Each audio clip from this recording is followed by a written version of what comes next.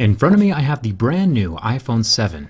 Whether you are Team Android or Team iPhone, anyone can appreciate a well-built phone. And that's what we're here to find out. Can this matte black iPhone 7 survive my durability tests? I've tested over 38 phones so far, including the previous iPhones. So let's see how this newcomer does.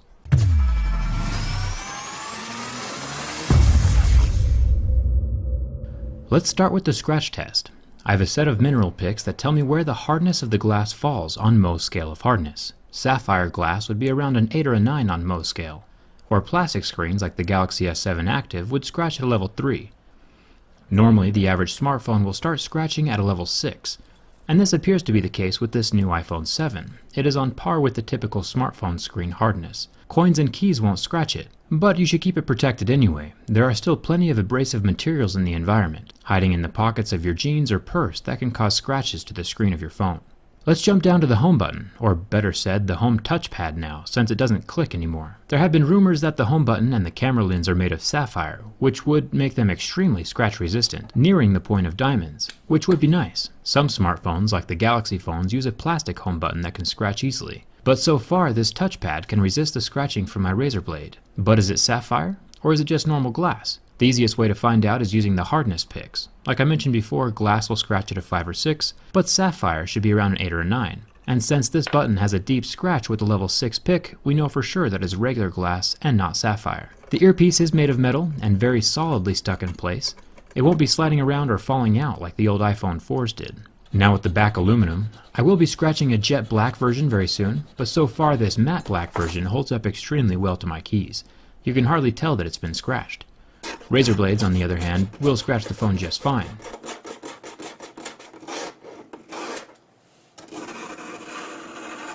And this is why I always keep my razor blades in a separate purse. You should too, unless you want one of these $800 aluminum curlicues. Now for the camera lens.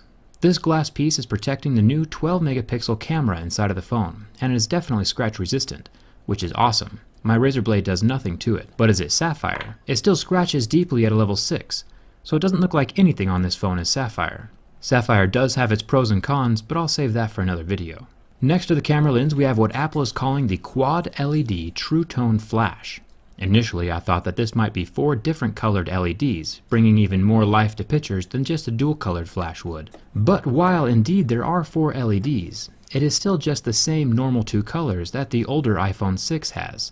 The flash is just brighter now, because there are more of the LEDs. Which is good. Checking out the build quality of the rest of the phone, we find out that the buttons are metal, which is ideal. Plastic buttons tend to discolor or pop out more often than metal buttons do, so thumbs up to Apple for sticking with quality materials. The antenna bands are still plastic, but that's a necessity with Apple's design at this point in time.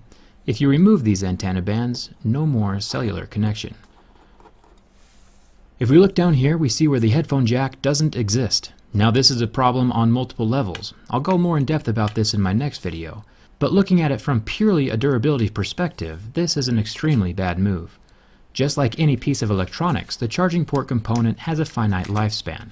Nothing lasts forever. It is designed to withstand a certain amount of physical wear and tear. This means it could stand 5,000 or 10,000 plugs and unplugs. Nobody knows the exact number but Apple, but essentially, now that Apple is combining the headphone jack and the charging port into one, we have 2 accessories using the same single port, doubling the rate of wear and tear. So once this singular lightning port dies or reaches the end of its lifespan, your phone is toast. There's no backup wireless charging either. So if you are a person who's ever had their charging port stop working on a previous phone, you can sit back and watch your iPhone 7 port die in half the time. Unless you fork over the dough for some wireless headphones, which is what Apple wants you to do anyway. I plan on making a video more in depth about the headphone jack in a few days. It'll be revealing, so subscribe and turn on your notifications for that. What do you think? Is it good that Apple killed the headphone jack? Let me know down in the comments. On to the burn test. The IPS LCD of the iPhone 7 lasted almost 10 seconds under direct contact with flame before the pixels got hot and turned off, going completely black. It is interesting to see what screens recover and which ones don't. Samsung AMOLED screens currently turn white and do not recover from flame. The iPhone, however, completely recovered and functions as normal. It is cool to the touch within seconds. Now the bend test. The iPhone 6 had a nifty little trick that would permanently match the phone to the curve of your body if you ever sat on it. The iPhone 7 does not appear to be as flexible. It is interesting to watch the waterproofing adhesive between the frame of the phone